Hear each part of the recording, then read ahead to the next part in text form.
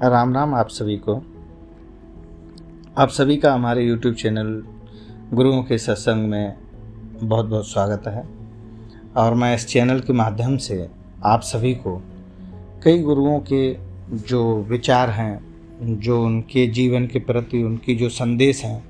वो आप तक पहुंचाने की कोशिश करता हूं। और कोशिश ये है कि जो मैं आपको भेज रहा हूं, जो आप तक प्रेषित कर रहा हूं, पहुंचा पाता हूं, इन सभी चीज़ों को आप इनकी अनुभूति करिए, इनमें अनुभव करिए और इन चीज़ों में से जो भी आपको उचित लगें, जो भी आपको सही लगें, उन्हें अपने साथ जोड़िए, जीवन के साथ जोड़िए, जो भी सरल लगता हो, और अपने जीवन में वो पाइए जिसकी आप क्षमता रखते हैं। श्री नीम करोड़ी जी महाराज की कृपा से हम सभी लोग एक साथ जुड़े हुए हैं और हम सभी लोग जानते हैं कि जीवन में गुरु करना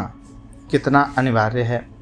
और गुरु या मार्गदर्शक या जो भी आप कह लें, ईश्वर के प्रति आस्था या जिस ईश्वर के साथ आपकी आस्था जुड़ी हुई है, वो सभी कितना ज़रूरी है, ये इतना ही आपको बताना चाहूँगा कि जिस तरीके से जन्म के लेने के समय हमें माँ बाप की आवश्यकता होती है, जन्म के बाद उनकी शिक्षाएं, जो सबसे पहला हमारा जो चाल चलन रवैया, जो हमें बोलना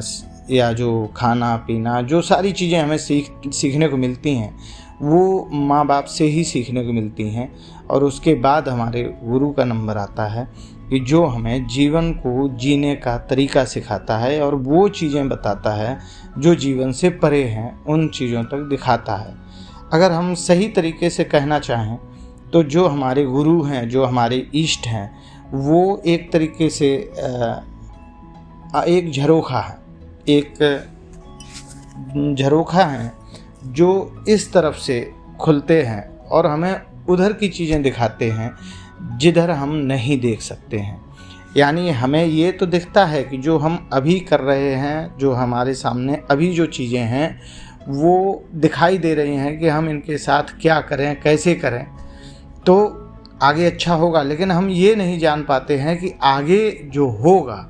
वो ज़रूरी है या नहीं है। हम जिसके लिए जो कर रहे हैं वो काम हमारे लिए कितना ज़रूरी है और वाकई में ज़रूरी है या नहीं ज़रूरी है, वो सब एक गुरु ही दिखाता है। या हम इसे इतने आसान तरीके से ऐसे समझ सकते हैं कि एक गुरु का कार्य है आपके अंदर जो चीज़ें छुपी हुई हैं उन्हें सामने लाना, और उन्हीं को सामने लाने के लिए वो तमाम गुरु, वो तमाम